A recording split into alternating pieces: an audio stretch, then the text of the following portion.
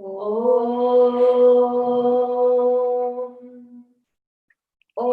पार्थाय प्रतिबोधितां भगवता नारायणेन स्वयं व्यासेन ग्रथितां पुराणमुनिना मध्ये महाभारतम् अद्वैतामृतवर्षिणीं भगवतीम् अष्टादशाध्यायिनीम् अम्ब त्वामनुसन्दनामि भगवद्गीते भवद्वेषिणी। नमोऽस्तु ते व्यासविशालबुद्धे पुल्लारविन्दायतपत्रनेत्र येन त्वया भारततैलपूर्णः प्रज्वालितो ज्ञानमय प्रदीपः प्रपन्नपारिजाताय स्तोत्रवेत्रैकपाणये ज्ञानमुद्राय कृष्णाय गीतामृतदुहे नमः। सर्वोपनिषदो गावो दुग्धा गोपालनन्दनः पार्थो वत्स सुधीर्भोक्ता दुग्धं गीतामृतं महत्। वसुदेवसुतं देवं कंसचाणूरमर्दनं देवकी परमानन्दं कृष्णं वन्दे जगद्गुरुं। भीष्मद्रोणतटा जयद्रथजला गान्धारनीलोत्पला शल्याग्राहवती कृपेण वहनी कर्णेन वेलाकुला अश्वत्थामविकर्णघोरमकरा दुर्योधना वर्तिनी सोत्तीर्णा खलु पाण्डवैरणनदी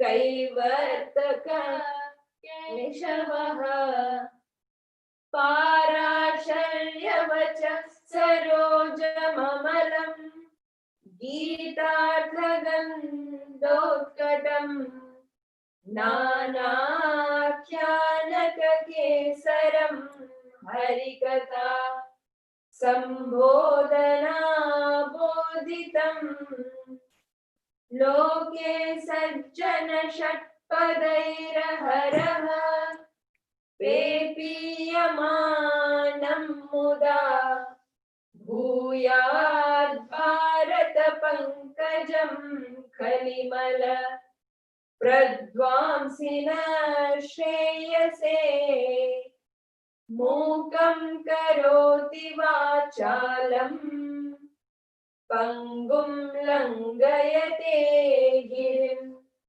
यत्कृपातमहं वन्दे परमानन्दमाधवम्। यं ब्रह्मा वरुणेन्द्ररुद्रमरुतः स्तुन्वन्ति दिव्यैस्त्वैः वेदैः साङ्गपदं क्रमोपनिषदैः गायन्ति यं सामगा ध्यानावस्थिततद्गतेन मनसा पश्यन्ति यं योगिनो यस्यान्तं न विदुः सुरासुरगणाः Devaya Tasmai Namaha.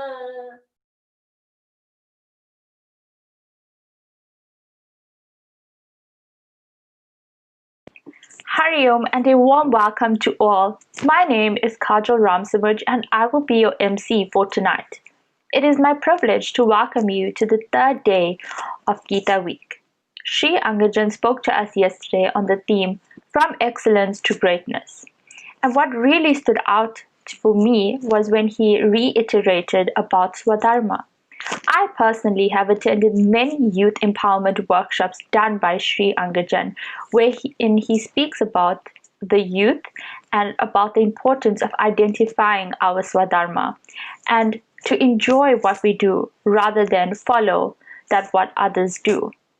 Today, I am proud to say that I followed my Swadharma and I am happy with what I'm doing. Without further ado, I welcome Angajanji to lead us through the discourse on the third day.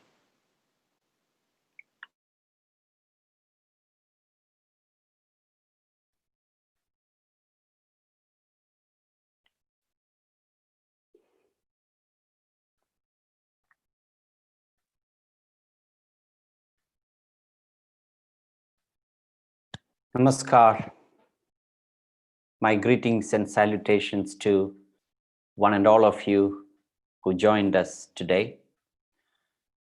We will begin with our invocation.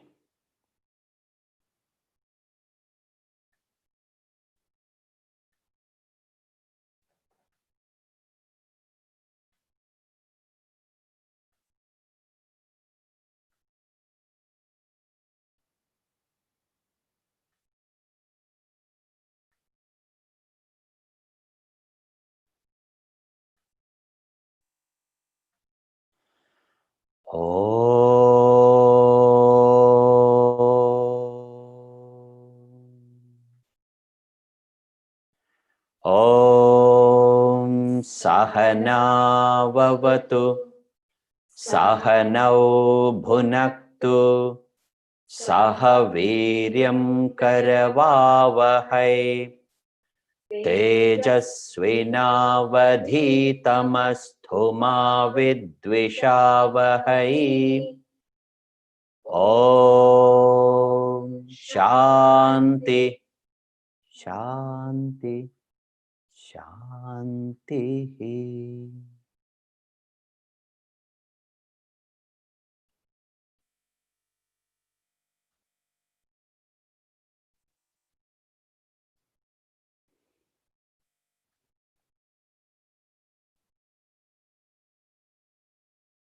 Welcome back once again on the third day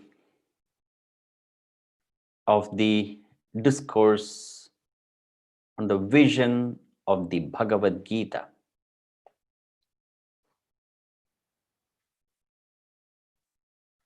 One of the most important asset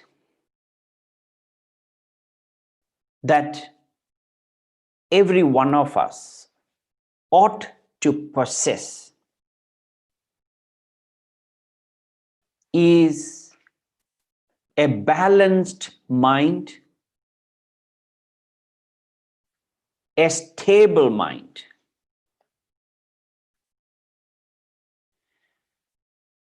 No matter what you are, what you do, what qualification you have, without a balanced mind, discharging your duties and responsibilities in life will be adversely impaired. You could be a very experienced advocate representing a case, a high-profile case in the court, or you could be a dancer performing your favorite item. You could be an executive presenting a proposal to your seniors, your CEOs and directors, etc. Or you could be a talented cricketer going into the field to bat at a crunch situation in a crunch match. Or you could be a speaker like me, going onto the stage to present your ideas to the thousands of attendees in the audience. Or you could be doing a simple things like disciplining a child, parenting. Or you could be an educator in the classroom. Or you could be a CEO negotiating a high value business deal. Every single one of them, their success, despite their experience and qualifications that they have achieved in the past, their success is largely determined by a stable mind, a balanced mind at the time of performance. If that is not there, everything else gets affected. So this time-tested scripture, Shastra, the Bhagavad Gita, the most read scripture in the world for time immemorial, has the prescription, technique, the art, the skill to be able to learn how to keep your mind balanced during performance of your respective duties. But the problem today is that we don't have the patience. We don't have the patience or perseverance as to invest time in learning and practicing these absolutely practical values and principles. The problem is that if it is impractical, I can understand it is too esoteric for us to, far-fetched ideas. No, it is down to earth, so practical. You got to remember, ladies and gentlemen, that the knowledge of the Bhagavad Gita was imparted to Arjuna, a great warrior, right in the battlefield, in the thick of activities. What does it indicate? That the message of the Bhagavad Gita is meant for a practical man who's meeting the challenges of life. But to be able to do that, we got to first learn to manage the mind. That is an art. You got to manage your mind just the same way as you manage a child.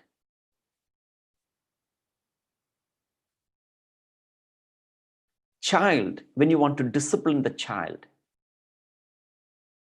it doesn't work unnecessarily screaming and shouting at them. In fact, many mothers, even fathers, they only know one way of disciplining the child, that is by screaming and shouting at them. The children know, they are very clever. They know that mommy will scream and shout for a few minutes, afterwards he'll keep quiet. Doesn't work. You got to watch the child. You got to observe the child. In fact, when it comes to disciplining the child, silence has got incredible power, because the parents' mute, stoic, silenced observance of the child makes the child extremely uncomfortable. They will stop their nonsense. But screaming and shouting, you will only display your weakness. So also you got to manage the mind. Talking about managing the mind. Once, there was a young man went up to a Swami, a guru, and said, Swami, I've got a problem. Can you help me? The Swami said, I can try. I do help people in assisting or facilitating solving their problems. What is your problem? The Swami asked the young boy. It was a late teens. And the boy said, the normal problems that many youth have. And what is that? Asked the Swami. Then he said, I'm in love with a girl. I'm madly in love with a girl, but she doesn't seem to reciprocate the affection. Now, can you please teach me a technique how to win her affection? And the Swami said, oh, that's all. That's a simple problem. I can help you with that. And the boy was very anxious to know how to handle it, how to learn the technique. So the Swami said, there are a few things that you got to do. You got to pay a price, all right? Price is in terms of discipline. I've got a mantra. It's a Vedic mantra, and it's very potent, very powerful mantra. And if you chant that mantra every day, religiously, she will be after you.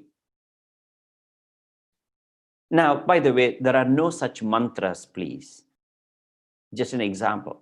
Those youngsters who are listening to me, don't come after me with emails or phone calls. Please give me the mantra. Just an example. Now, the boy was so excited, I want to learn the mantra. But then the Swami said, there are a couple of things, a few conditions. Number one, you got to chant the mantra in the early hours of the morning at 4 o'clock during Brahma Muhurtam, the holy hour, the most auspicious time. The boy said, no problem. Usually he sleeps at 1 o'clock, wakes up at 10 o'clock. He said, I don't mind waking up at 4 o'clock, number one. Number two, you have to have cold bath at 4 o'clock in biting cold winter. The boy said, no problem. I can handle all that so long as I can win her affection. The third condition is that when you chant the mantra, never think of a monkey. The moment you think about a monkey, the effect will be just the opposite. She will run away from you further. No problem. The boy agreed. So next day morning, he set up the alarm at 4 o'clock. He woke up meticulously, had a cold shower, no complaint. Usually he fusses. If one day he doesn't have a hot bath, he make fuss, he throw a tantrum. But he didn't mind going through cold shower, woke up at 4 o'clock, sat there. He also told me you got to sit on the floor, because the impact of chanting the mantra is when you sit in Siddhasana, that is cross-legged position, and chant the mantra, impact is complete. No problem. Sat there, he was about to chant the mantra. As he was about to recite the mantra, plumb came the thought of a monkey. If only the Swami did not tell him not to think of a monkey, in his wildest dream, he would have never thought of a monkey. But the Swami told him not to think of a monkey. The only thing that remains in his mind is the monkey, nothing else. The more he tries to, push away the thought of the monkey, the more it is established itself. This is the way with the mind. As I touched upon yesterday, when it comes to managing your mind, whatever you resist persists. The more you suppress the thought, the more you try to dispel the thought, the more it will establish itself. Remember, when it comes to managing your mind, whatever is forced is never forceful. The more you force your mind to not to think of anything, it would want to think the very same thing. Therefore, what do? That is where meditation, dhyana, the mind watch come in. The initial stage of meditation is to observe your mind. Just watch the mind wherever it goes. You keep following it. The more you observe, just the same way as you observe a child with a stoic silence, watch the mind. To be able to watch your mind, what we need is a strong intellect. An intellect that is superior, stronger, more powerful than the mind. Such an intellect can observe the mind. That is where we got to invest time in training the intellect, just the same way as you train your physical muscles to become strong, so also we need to train our intellectual muscles to be able to control the whims and fancies, the restlessness and emotions of the mind. Now, talking about the mind, there are so many facets to understand. What is the mind? Mind contains desires, emotions, likes and dislikes, impulses. And one of the most powerful, deadly nature of the mind is its tendency to get attached. The mind becomes very possessive about its possessions. So when the mind is very possessive about possessions of any kind, such a mind, you'll find it difficult to balance.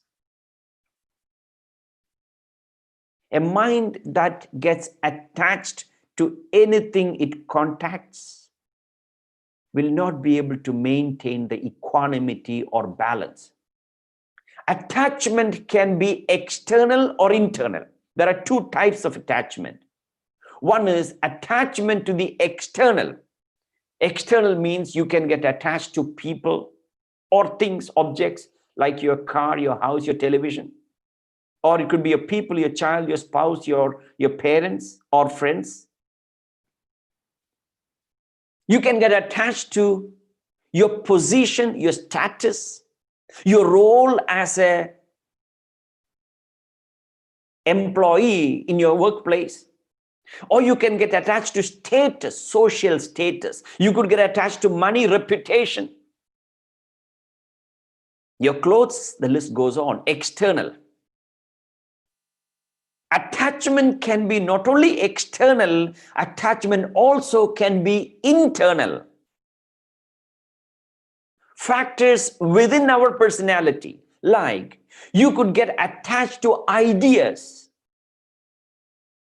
You can fall in love with an idea, so much so that if anybody were to give you a practical, valuable suggestion, Just because you have fallen in love with your idea, you dispel the other people's suggestion and refute it. You can get attached to belief systems. That is what I would call BS. Belief system, if you know what I mean. You can get attached to opinion, your views. You can get attached to memories. Some people can get attached to certain memory, bad memory, that something bad that happened 20 years ago, or some harm somebody inflicted 20 years ago, they still carry that in their mind, attached. You can get attached to virtue, power. You can get attached to grief. I've come across time and time again, people get attached to grief. A powerful grief that they went through 10 or 15 years ago, they still goes on when they think about it.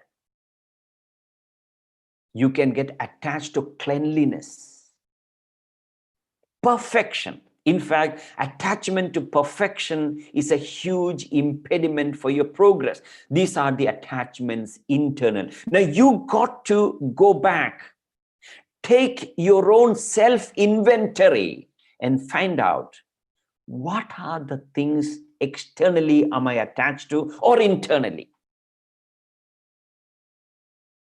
The opposite of attachment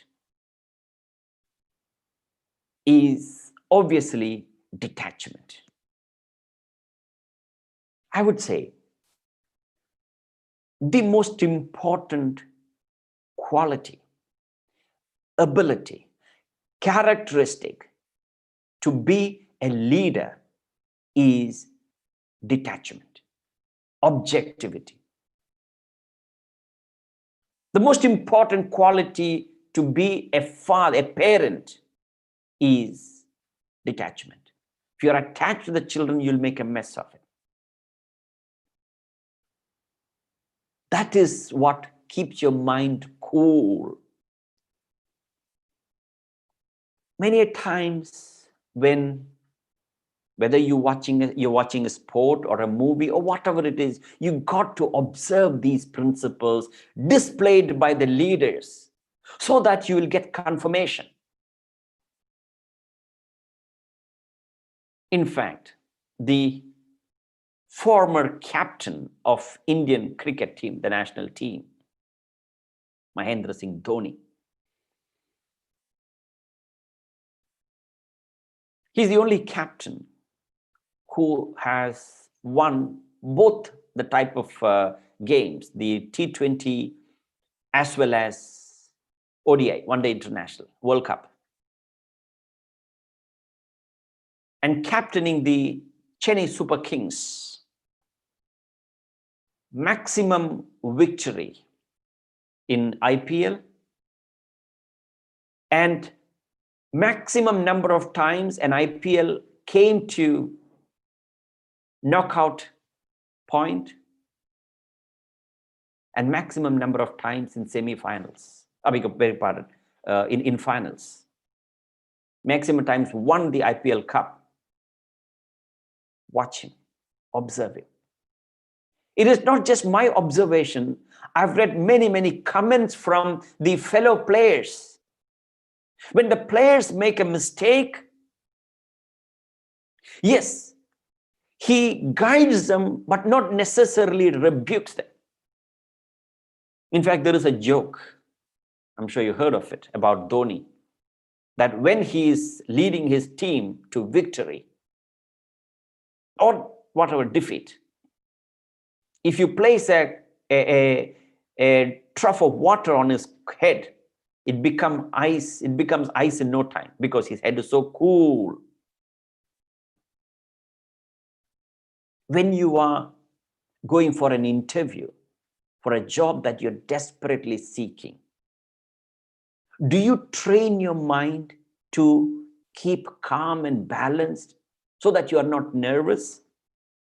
Remember, in the medium of a balanced mind alone, will your knowledge, skill, experience manifest. A mind that is restless, agitated, nervous, imbalanced, all the abilities and capacities and talent remain dormant. You will not be able to use it. Therefore, Bhagavad Gita emphasizes the importance of balanced mind, a detached mind. And the mind is attached to the result. In fact, one of the major obsession a mind develops is attachment to the fruit of action, the result of action, the rewards of action. So let us analyze what exactly Bhagavad Gita says about the attachment. We will chant verses 47 and 48 of the second chapter of the Bhagavad Gita. There are so many references, many references in the Bhagavad Gita talking about the nature of the mind to be attached. But this is one of the oft quoted verse 47 and 48 together.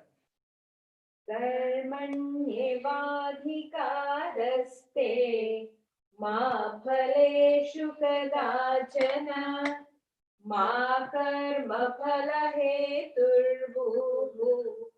मा ते सङ्गोऽस्तव कर्मणि योगस्थ कुरु कर्माणि सङ्गं त्यक्त्वा धनञ्जय सिद्ध्यो समो भूत्वा समत्वं योग उच्यते. The translation of these two verses, one of the oft-quoted verses in India, almost everybody, every youth or middle-aged or old person quote this verse.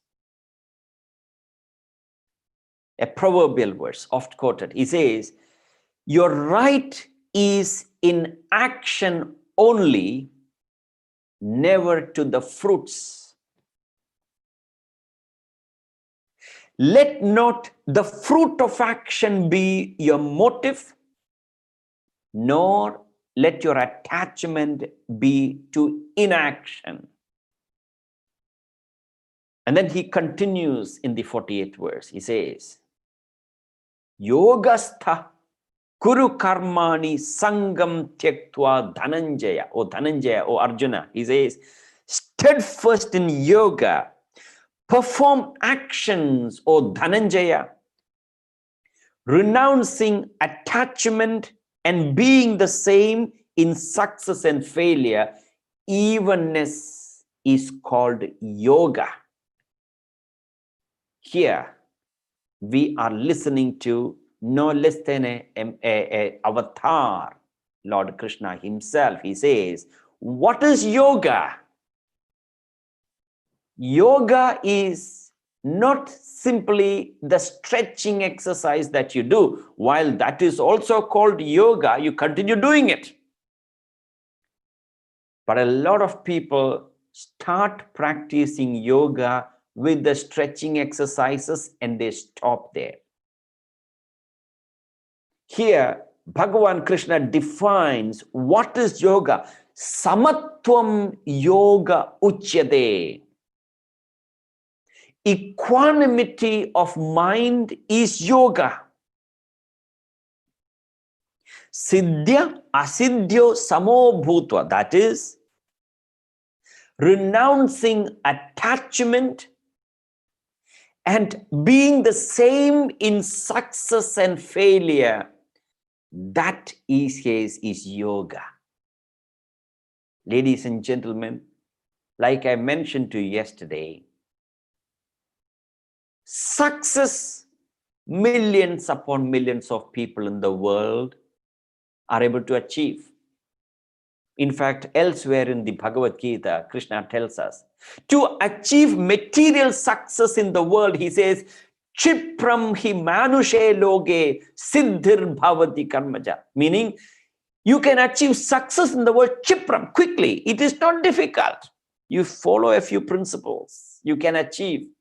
But having achieved success, to be able to maintain the same during success and failure, it takes a great soul, it takes a Mahatma, it takes a man or a person of great caliber.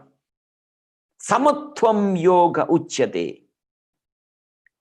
So the problem here is that why are we not able to maintain the evenness, equanimity in success and failure? That is, the arrogance of victory, or the joy of victory. Let's put it this way: the joy of victory does not boost your ego, nor the pain of failure destroy your self-esteem, destroy your equanimity. If you are able to maintain that, the winning does not make you arrogant, make you puffed up. At the same time, the losses doesn't really make a dent in your mind, then you are a yogi. No matter, you could be a businessman or a professional, student or a housewife, a lawyer or a carpenter, an architect or a pilot, doesn't matter, we all need it. But the problem here is attachment to the fruit. The problem is that we believe the result of your action gives you happiness. Our problem is with the belief system that it is the reward, it is the fruit, it is the result that gives me happiness. So we got to change that paradigm, that belief system with the understanding. You got to understand work itself is happiness. Happiness is in work itself, not in the reward. That is, you got to think deeper to understand that.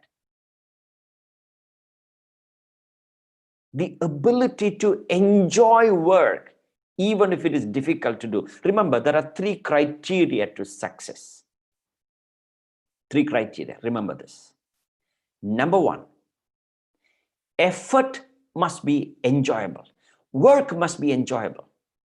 Remember, if you analyze your life, the moment you cross about 22, 25 years of age, right up to, let's say 20 years, right up to the age of 65, that's about 45 years. That is your working time, remember. In that 45 years of your life, you spend minimum 8 hours at work. And you add the traveling time, at least about 2 hours, an hour in the morning, an hour in the evening, including the preparation, etc. That makes it 10 hours. Sometimes you could be working late hours when there is extra work. If you put all that together, you will compensate for the weekends that you're not working. Then you will realize that 1/3 of your life, between 20 to 65 years of your life, you are working. And about 6 to 8 hours you are sleeping, right? So in that 1/3 of your life, if your work is not enjoyable, 1/3 of your life is miserable. You write it off. It's meaningless. It's an art to be able to enjoy your work. If you're not really enjoying, if you're not really passionate about what you're doing, there is something wrong with your perspective about work. Remember, we spoke about perspective yesterday. That's all that we need to do. Yes, some of you may be too late to change your job. Yes, you may have chosen a paradharma, alien nature that we discussed yesterday. But still, you can change your mindset, have a renewed perspective about your job and find happiness. So also with your spouse. Nothing wrong with your spouse. It is the way you think about your spouse that making you unhappy. Similarly, your job. If you don't like your job, I'll tell you a way to start liking your job. Go and take a loan, a bond. And then you will love your job so much that you'll be so afraid of losing it. And if you don't like your boss, go and take one more bond. Then you start liking your boss also, because you'll be so desperate to keep the job.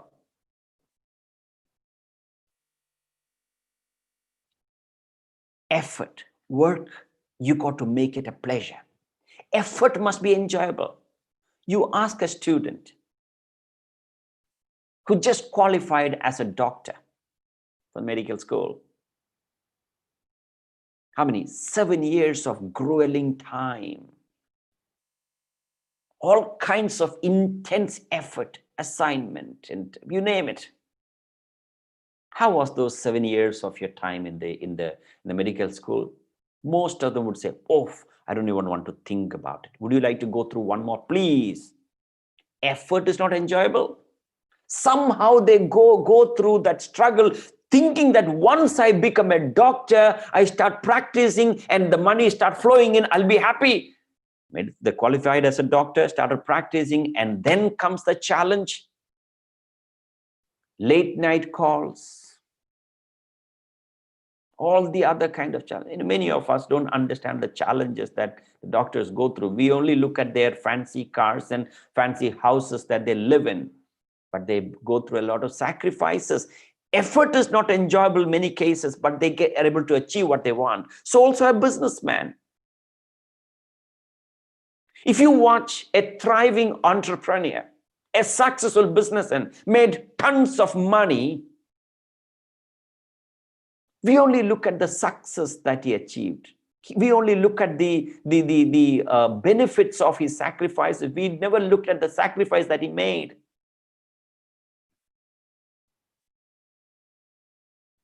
He worked hard thinking that, okay, once I made enough money, I'll be happy. But the moment he made the money, what happens? Does he continue to enjoy what he's got? No. So the 3 criteria for success are effort must be enjoyable, number 1. Number 2, you must achieve what you want. Number 3, you must continue to relish what you have achieved. How many people continue to enjoy the result of their sacrifice? Of course, they're happy they have achieved, but what happens is they don't enjoy their success more than few days or few weeks. Take a mundane example. Here is a young businessman. He has a desire to buy a dream car. A supercar maybe. He could afford it. He paid a fortune. And he having made enough money, he decided to buy the car with cash. Although that's not the wise thing to do. And he's so excited he got his dream car. And he picks up the car from the garage, from the dealers on a Friday evening after work. Park the car in the garage. He's so excited. Now, how long does he enjoy the car? Few days, 1 week, 10 days, 1 month? After a few weeks, you get so acclimatized. You get so neutralized to the pleasure. Here is a person who's madly in love with a girl or a boy, vice versa. And he or she believes, if I am able to marry this person, I'll be so happy, life will be so cool, life will be so smooth, I'll be so stable and balanced. But the moment you get married, you get into permanent problem.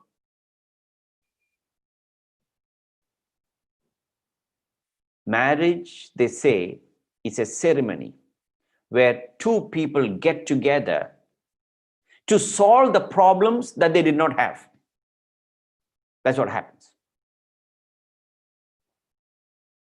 Effort should be enjoyable. If the effort is not enjoyable, why? Because mind is attached to the result, attached to the fruit. As a result, you don't want to focus upon the present. You got to achieve what you want. That comes by sacrifice. Yajna, we discussed yesterday. Yajna, the sacrifice, is the foundation of any success. And continuing to enjoy what you've got is when you count your blessings. 3 criteria for success. So here he says, your right is in action only. Karmanyevadhikaraste. Adhikara in Sanskrit means right. Your right is only in action, not to the reward. Why? Why would he say, why would Bhagavan Krishna say, your right is only in action, not to the fruit? If you work for it, if you pay the price for it, why not I have the right over the fruit of the result? Why? Because, remember, although you might claim you are doing it, you are not the doer.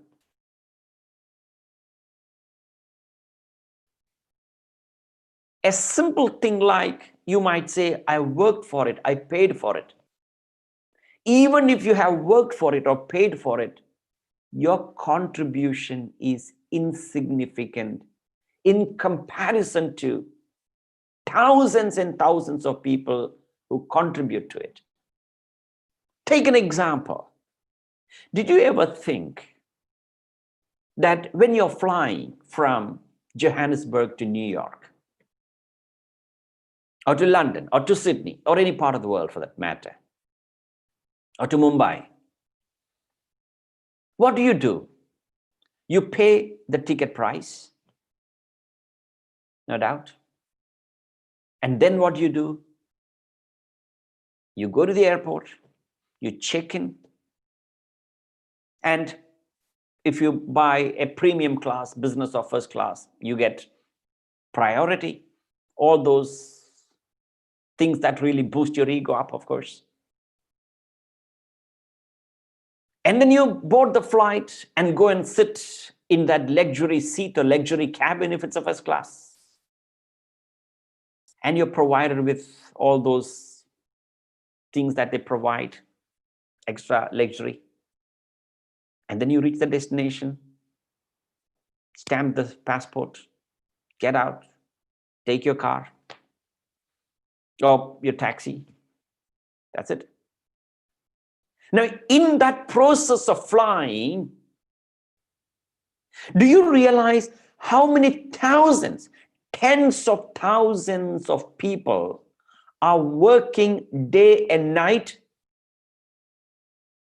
Just the fact that the aircraft is able to fly, right from your travel agent to the check-in clerk at the airport, to the security that makes sure that your travel is safe, to the pilots, to the flight attendants, to thousands of ground staff, to the traffic controller. There are so many other things that you and me don't know. They are working for your travel. Similarly, you might say, I am a plumber or an electrician drilling a hole on the wall. Just the fact that you're drilling a hole on the wall with your drilling machine, there are thousands of people working in the power generators to make sure that you have uninterrupted power supply, unlike ESCOM, of course. Do you think about it? And yet you claim that I am the doer, so I have done it, therefore I deserve the result. The moment you take that notion of what Bhagavad Gita calls it, kartrutva bhavana, the sense of doership, I am the doer, you will be the most miserable, unbalanced, agitated person. Therefore, what do we do? Take the responsibility of your duty only and shut up, nothing else. Karmanyevadhikaraste. Your right is only in action, not in the fruit. Let not the fruit of action be your motive, nor let your attachment to be in action. Two sets of people he's talking about. One set of people are so obsessed with the reward, results, consequences. They don't have the patience. They want to see the result immediately. Remember, in life, the rewards and consequences come as an organic process. You need to have the patience to see that your effort that you put in, sacrifices that you made, translates into the reward result in due course. It cannot happen overnight. You cannot plant the seed today and see the tree tomorrow. No, you plant the seed, nourish it, pour water, fertilizer, manure, do everything and wait. Nature has to do the rest of the work. You can't do it. You can only plant the seed and make sure that the right soil, right manure, provide water. That's all you can do. You cannot do what nature does. If you think that you can, you'll be agitated. You got to have the patience. So therefore, your action is only in duty. So attachment to the result, the fruit. A lot of people get attached to the duty, and duty creates a Frankenstein of your life. Shelley, the poet, writes about a scientist who created a monster called Frankenstein. Through the scientist, through his ingenuity, created a monster. And having created a technological monster, the first thing that the monster ran after is the very scientist who created the monster. Similarly is our duties and responsibility. Today, our duties and responsibilities seem to be coming and threatening us. Oh, it's my duty, my duty. Oh, my child is my duty. If I don't do it, who else will do it? Who created the duty? Yourself. If you're a businessman, you say, oh, I have duty towards my employees. And you get into that anxiety and nervousness because you say, it's my duty.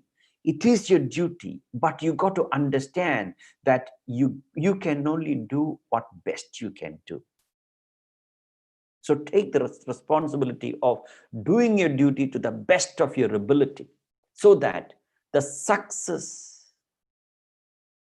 does not boost your ego, nor does failure. Remember, failure very often is a stepping stone to success. Success is a very poor teacher. Failure is a very good teacher. In fact, if you don't fail when you're young, you will not be able to handle failure as we grow older. Sometimes when I come across youngsters, young entrepreneurs, start a business in their 20s and early 30s, etc. And recently somebody came to me and said he had started a business and about 30, 40 employees, and the business flunk, and he had to work, and I said, the failure is the best thing to do. You're a young man, you're still in your late 20s.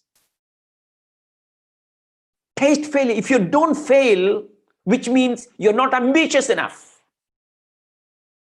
If you never failed in life, which means you didn't have enough ambition. If your ambitions are high, you will experience failure. And as you grow, failures will teach you how to handle life. Failing there should be. Yes, I mean it. There should be failing, but never ever become a failure. What is the difference between failing and becoming a failure? Depends upon your reaction to failing. You analyze almost every individual that I heard of who made a mark in the world, not only in terms of making money, in every sense, failed. We spoke about Thomas Alva Edison, failed. He had tragedy, disaster. The president, one of the greatest presidents of America, Abraham Lincoln, failed many, many times. Eventually, he became one of the most famous presidents of America. Richard Branson failed. Ratan Tata failed. So many times. But he never became failure. When you fail, that ability to stand up and fight again. If you don't have the ability to stand up and fight again, then you become a failure. When you fall like a golf ball. When you drop a golf ball on a hard surface, what happens? It bounces back. When you drop a china plate on the floor, what happens? It just crashes. When you fail, fall like a golf ball to be able to rise again. Don't be like a china plate that it crashes. That depends upon this incredible ability called detachment that gives you mental stamina to rise again. Therefore, Bhagavad Gita says, steadfast in yoga. Be steadfast in yoga. Be rooted in yoga. And what is yoga? He says, samatvam yoga yuchyate. Evenness of mind is called yoga. Samatvam, evenness. He doesn't use the word mind, it is understood. He's not talking about evenness of water. He's not talking about evenness of air. He's talking about evenness of the mind. You take statistics. I've had the good fortune of meeting people too extreme, super wealthy to poorest, the field that I'm in. I had the joy of interacting, living, or working with people who are super rich to extremely poor as well. See both sides, and of definitely everything in between as well. And as a keen observer, I observe not their appearance, look, or whatever, or what they have, observe their mindset. And invariably, those who made it in life are those who are able to maintain the equanimity and serenity. That is what the message of the Bhagavad Gita, samatvam yoga uchyate. Attachment that creates that problem of anxiety. What is attachment? Attachment means when you are attached to something, whatever happens to that object or being happens to you. When you're attached to your child, when the child's temperature goes up, your pressure goes up. That need not be. When the child's temperature goes up, if your temperature, your pressure also goes up, which means you are affected. You got to be concerned, not affected by it. That is the way that you can bring up a child when you are able to maintain the equanimity. In fact, generally in the Indian household, if the daughter is writing the exam, the whole family is writing the exam. The house is like a funeral house. Everybody is tensed. Need not be. Attachment means You become one with that object, and whatever happens to that object happens to you. Attachment means when your identity is dependent upon those possessions that you have. Ladies and gentlemen, understand this very carefully. Go back and think about it. Go back and review these videos. It will be available for next few days for you to revisit and listen to it again. If you don't catch it, listen to it over and over again, and don't just stop with listening. Think about, reflect upon it as to what is attachment.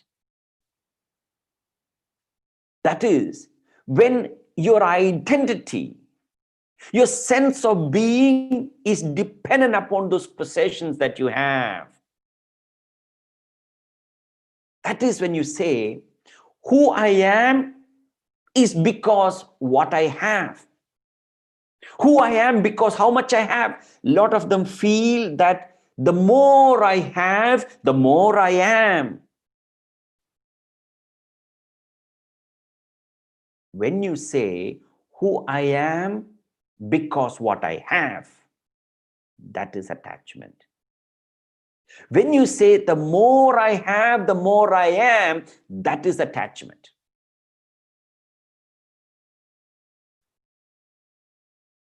When you don't have enough possession, you feel inadequate. Your sense of identity, who you are, should never be dependent upon how much you have, what you have, or what position you have. I'm not only talking about money and wealth, even position. You will find people in politics, in business organization, in religious organization, fighting for power. That is the disaster in religious institution, when people fight for power. Remember, ladies and gentlemen, one of the most important qualifications to be a leader in a religious organization is when you don't have the desire for power. When you don't have the desire to be a leader. The moment you have desire to be a leader, that very moment you will make a mess of it. When you have least desire to be a leader, that very moment your qualification to be a leader begins. Why Lord Ram was the most admired king, the leader? Because he never had the desire to be the king. His stepmother Kaikeyi wanted her son Bharata to be the king. He said, by all means have it. Bharata did not have the desire to be the king. He went to the forest, profusely apologized to the misdoings of his mother and pleaded, Lord Ram, come back. We want you to be the king. Rama refused. Bharata himself refused to be the leader.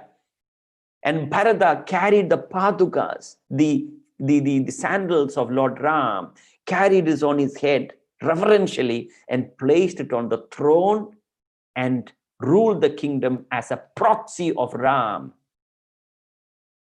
Compare that to what is happening in certain institutions and organizations. People believe that only when you have power, you can serve. Ladies and gentlemen, some of the most people who contributed incredibly for people when they did not have the power. Remember, look at the Prime Minister of India. A great example, a classic example, an amazing example of a leader who has no desire for power. When I talk about Prime Minister Modi, I'm talking not because of a political allegiance to any party. Today, the moment you talk about a leader, the moment they think that, okay, you think about the political allegiance. No. He simply had the desire to serve India. He was doing whatever that came his way. He never aspired for a senior position, a glorified position. He was prepared to do the most menial job for the institution that he belonged to. That is called Rashtriya Swayamsevak Sangh. And the then leader of his party requested him to go back to his city, that is Ahmedabad, and serve people there. That's all he did. Served and served and served. And his party requested him to be the chief minister, which is the equivalent of the premier of South Africa in your province. He said, fine. And he became the best chief minister. And he brought the state of Gujarat from what it was then, after 15 or 20 years of ruling, to one of the most economic powerhouse of India by simply serving. That's all he did. He never ever wanted to come to the central leadership and to be the prime minister. No, he was very, very happy to serve his people in Gujarat. And he did meticulously, perfectly, thoroughly, and he made Gujarat the most powerful economies in India among the provinces. And then his partymen and people of India wanted him to be the leader of India, the prime minister of India. He became the prime minister of India, just interested in doing his duty, nothing else. No reward, expectation, money laundering, none of those. And of course, opposition tried their best to accuse him of all kinds of things. And they're desperately trying to find every loophole to attack him. Unaffected grace. Refused to be affected by that. Why? No desire for power, desire to serve. So when Bhagavan Krishna says, your right is only in action, when you want to be a leader of a business, leader of a religious organization, leader of a country, leader of a province, leader of any damn thing in the world, ask yourself, do I have a desire to be a leader, or do I have a desire to serve? If your desire to be a leader is superior to your desire to serve, you will make the most miserable leader. You will make everybody's life miserable. When you simply have the desire to serve your circle of influence, you will turn out to be the most effective leader. So says the Bhagavad Gita. Karmanyevadhikaraste ma phaleshu kadajana. Your right is only in action, not in fruit. So the most important qualification that you need to be a leader is not to have the desire to be leadership, not to be obsessed, attached to the position as a leader, but simply have that intense love, that uncontrollable passion to serve, to help. Then leadership will be conferred on you, and then what's happening? The people will love you. Remember, to be a leader that is loved by people, admired by people, it's a great position to be in.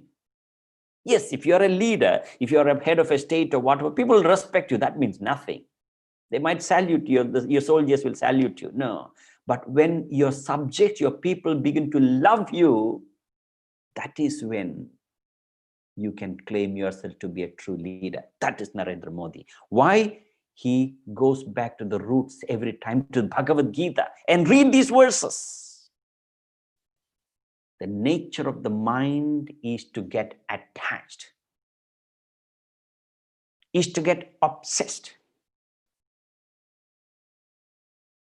And it goes through a lot of agitations and unhappiness. That is why the mind is compared to a monkey. In Ramayana, there are numerous stories, many stories relating to lives and characteristics of monkeys. Why? Why monkeys are chosen to represent your mind by virtue of its two characteristics. Number one, monkeys are very obsessive, very possessive animals. Monkeys, gets attached. You must have seen, wherever you see monkeys, when they have a baby monkey, the mother monkey clings on to the baby, and it appears, as I read earlier, that if the baby monkey were to die for some reason, the mother monkey still clings on to the carcass, doesn't give it up, clings on to it. And the worms the maggots eats up the carcass. Still the mother doesn't leave it. When the worms begin to eat the mother's body, when the mother feels the pain, that is when the monkey gives it up. Until then it clings on. So is our mind. We get attached. Things that are redundant, things that you don't use, we cling on to. If you don't believe me, go back to your wardrobes and see how many clothes you have hanging there which you did not use for last 2 years. How many things are in your attic that you stacked which you did not use, thinking that maybe someday I will use it. We cling on. The nature of the mind compared to monkey because of its obsessive nature.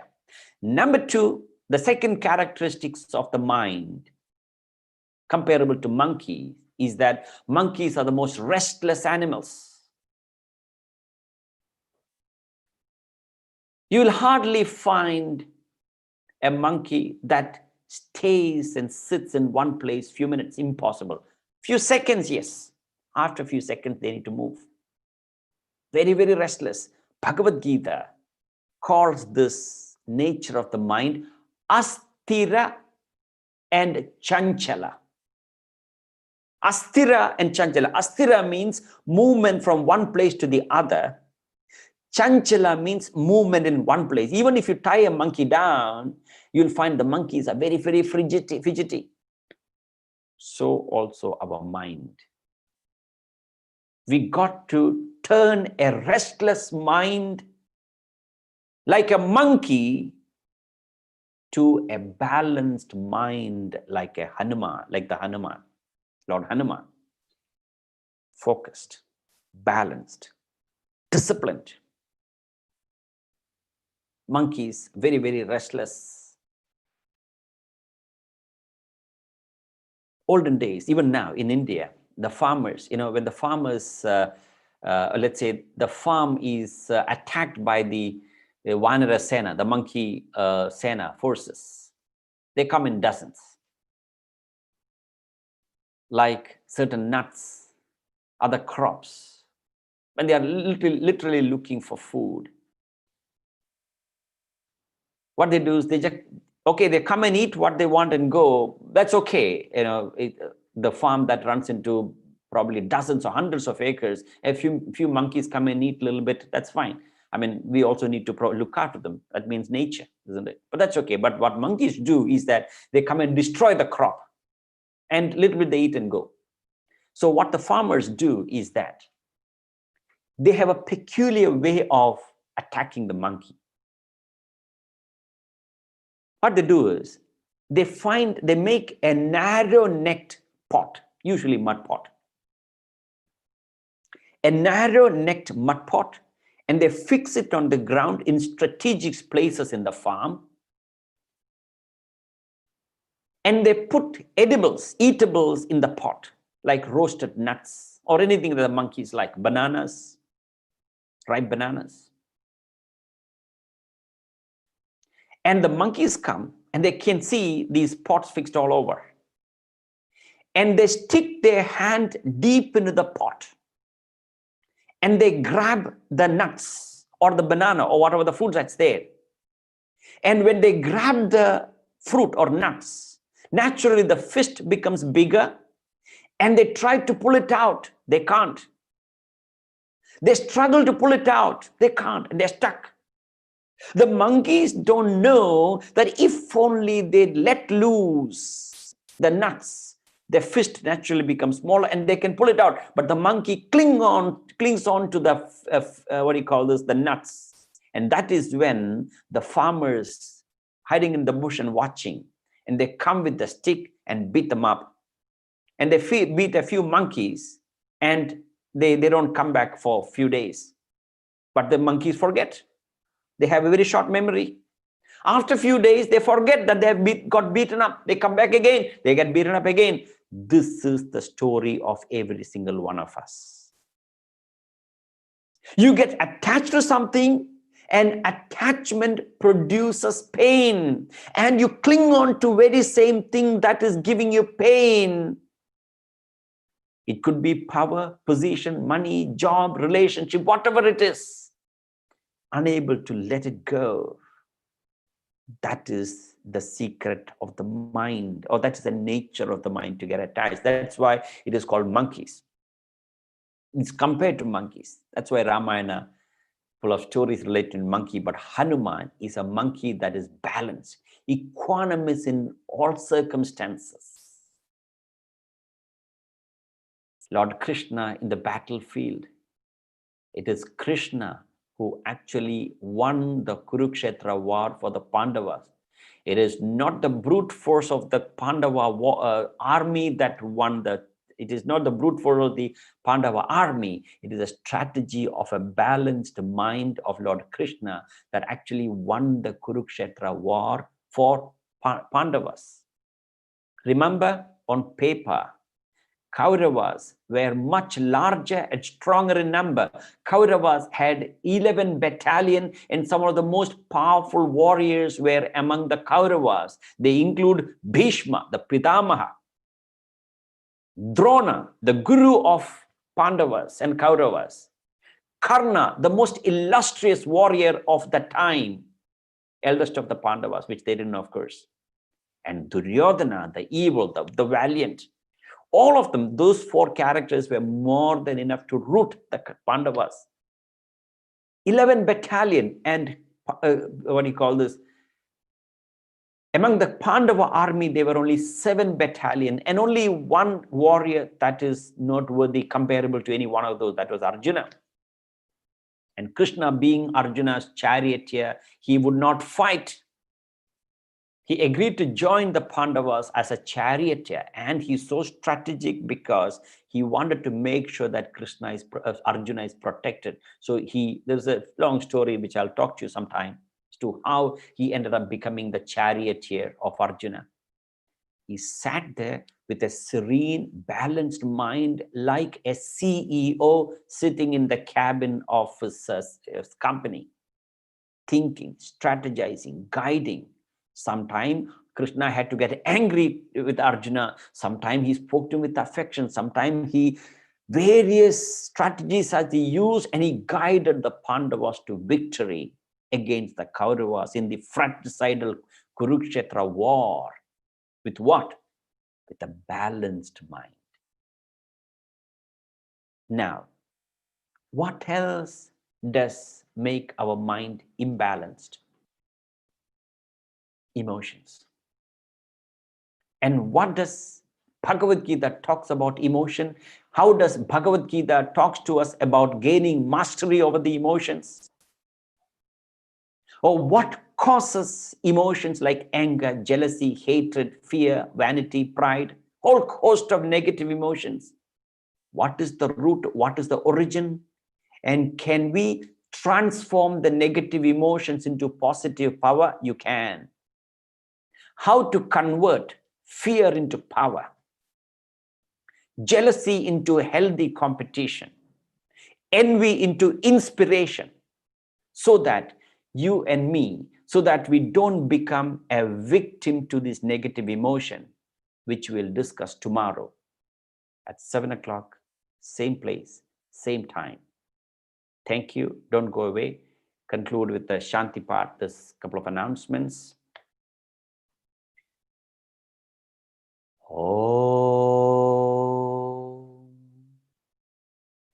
Om Purnamata Purnamidam Purnat Purnamudachyate Purnasya Purnamataya Purnamevavasishyate.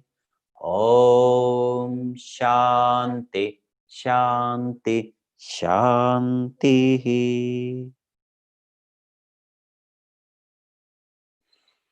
Thank you. Thank you very much.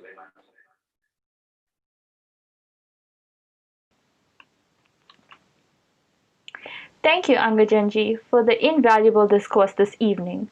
Kindly subscribe to our social media platforms, Facebook, Instagram, and Twitter. You will find the link in the description box below. If you have not subscribed to our YouTube, kindly subscribe and press the bell icon so you will receive all our future events. Sri Angajan has a number of CDs and DVDs. My personal favorite are The 8 C's of Excellence, 4 Essentials of a Peaceful Mind, and Practice Life Mastery. There are many, many more. If you are interested, please email info@lifemastery.vision. You could call 083 55 03 634. Or you can visit our website www.lifemastery.vision.